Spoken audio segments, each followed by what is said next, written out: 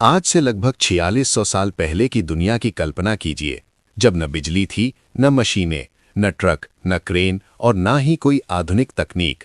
फिर भी इंसान ने ऐसा निर्माण कर दिखाया जिसे देखकर आज भी वैज्ञानिक हैरान रह जाते हैं।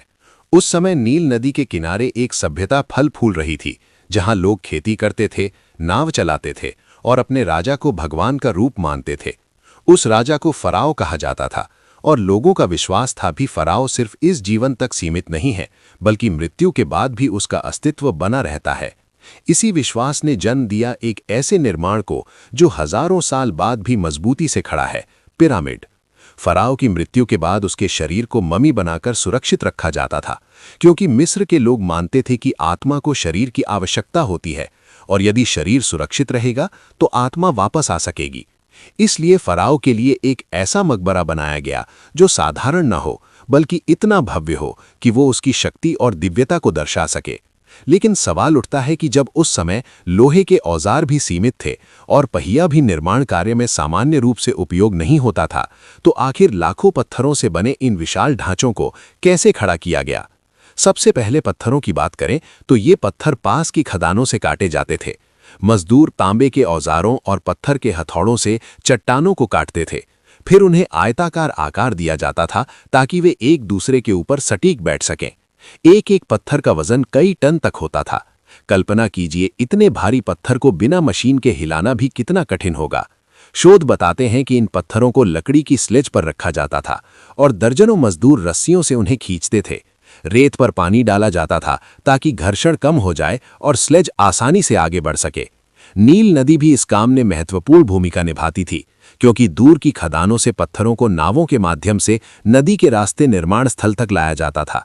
बाढ़ के समय पानी ऊंचा होता था, जिससे भारी पत्थरों को नजदीक तक पहुंचाना आसान हो जाता था। अब सोचिए, इतने पत्थर ऊपर कैसे चढ़ाए गए होंगे? इसके लिए वैज्ञानिकों ने कई सिद्धांत दिए हैं।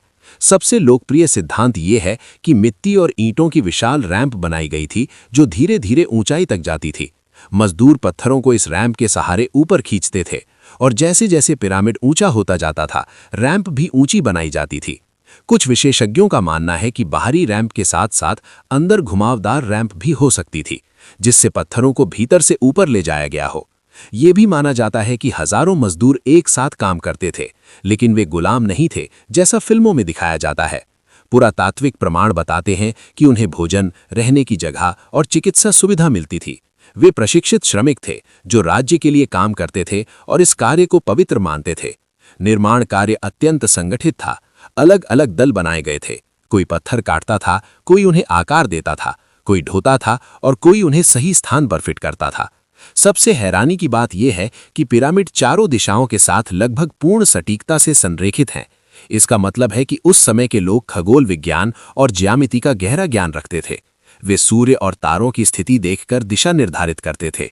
रात के समय आकाश में चमकने वाले तारों की सहायता से उत्तर दिशा तय की जाती थी और उसी आधार पर पूरी संरचना की योजना बनाई जाती थी। पिरामिड का आधार इतना समतल बनाया गया कि आज की आधुनिक तकनीक भी उसकी बराबरी करना चुनौतीपूर्ण मानती है। लाखों पत्थरों को इस प्रकार रखा गया कि उनके बीच ब्लेड तक नहीं घुस सकता। ये दर्शाता है कि नाप जोख कितनी सटीक थी। निर्माण में लगभग 20 से 25 साल का समय लग सकता था और ये कार्य अक्सर फराओ के जीवन काल में ही शुरू हो जाता था, ताकि मृत्यु के बाद उसका मकबरा तैयार रहे। पिरामिड के अंदर संकरे मार्ग, गुप्त कक्ष और वायु शाफ्ट बनाए गए थे, जिनका उद्देश्य आज भी पूरी तरह स्पष्ट नहीं है। कुछ लोग मानते हैं कि ये आत्मा के आकाश की ओर जाने के प्रतीक थे। समय के साथ बाहरी सतह पर लगे चिकने सफेद चूना पत्थर के आवरण हट गए, लेकिन जब पिरामिड नए बने थे तब वे सूरज की रोशनी में चमकते थे और दूर से ही दिखाई देते थे।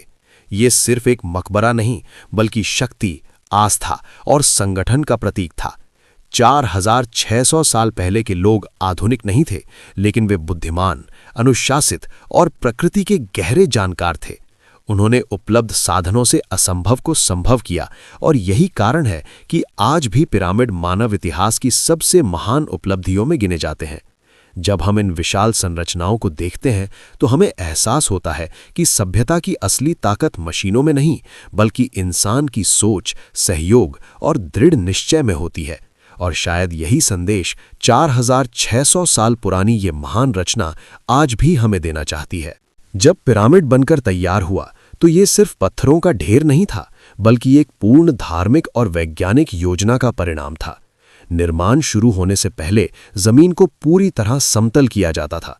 इंजीनियर नील नदी के पानी से स्तर नापते थे ताकि आधार बिल्कुल सीधा बने, क्योंकि यदि आधार थोड़ा भी टेढ़ा होता तो पूरी संरचना असंतुलित हो सकती थी।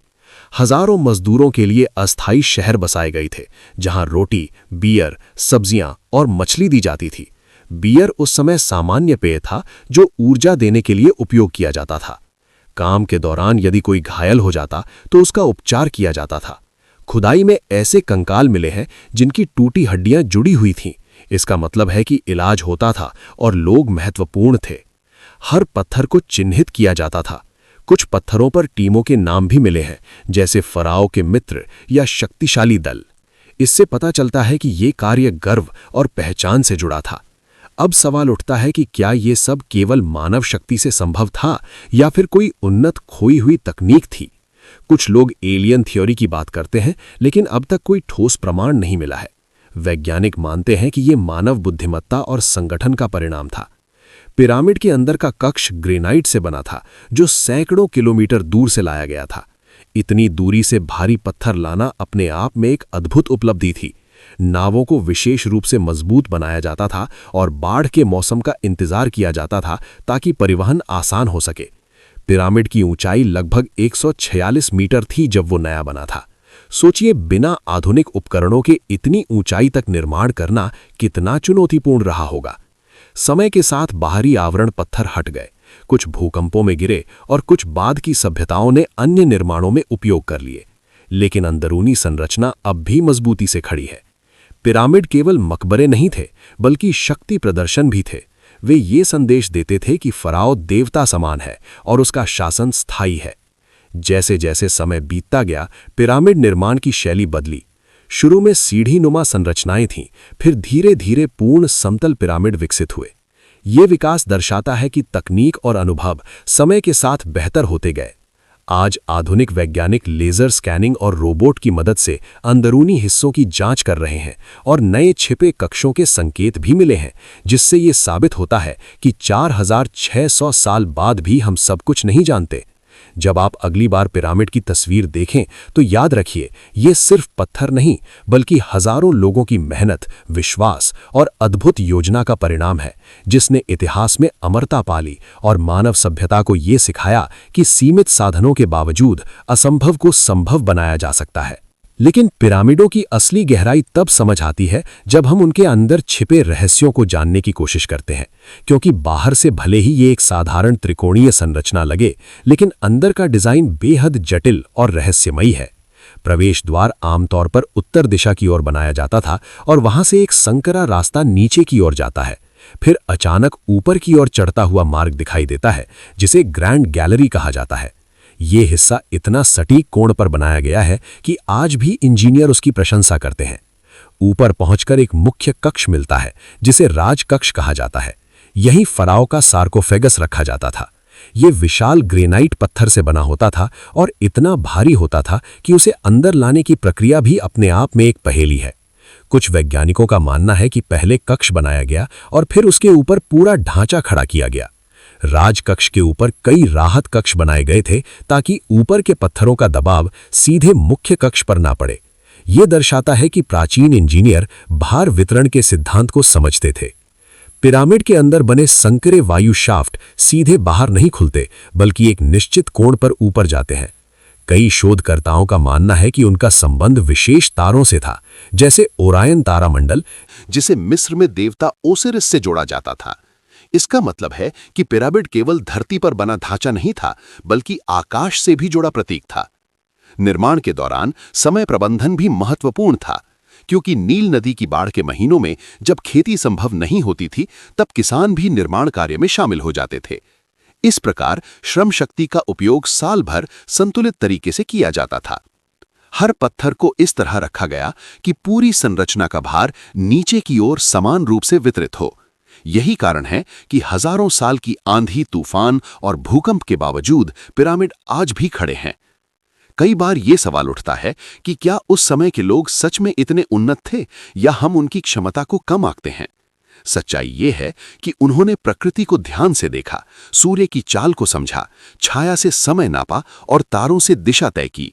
यही उनका विज्ञान था।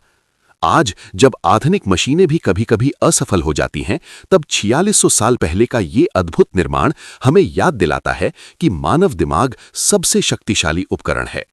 और शायद इसी कारण पिरामिड केवल इतिहास का हिस्सा नहीं, बल्कि प्रेरणा का स्रोत भी हैं, जो आने वाली पीढ़ियों को ये सिखाते हैं कि संगठित प्रयास, स्पष्ट लक्ष्य और अटूट विश्वास से कोई भी असंभव कार्य संभव बनाया जा सकता है।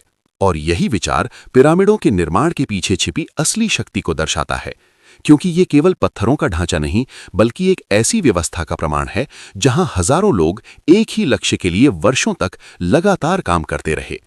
निर्माण स्थल पर अनुशासन बेहद सख्त था। सुबह सूर्योदय के साथ काम शुरू होता और सूर्यास्त तक चलता।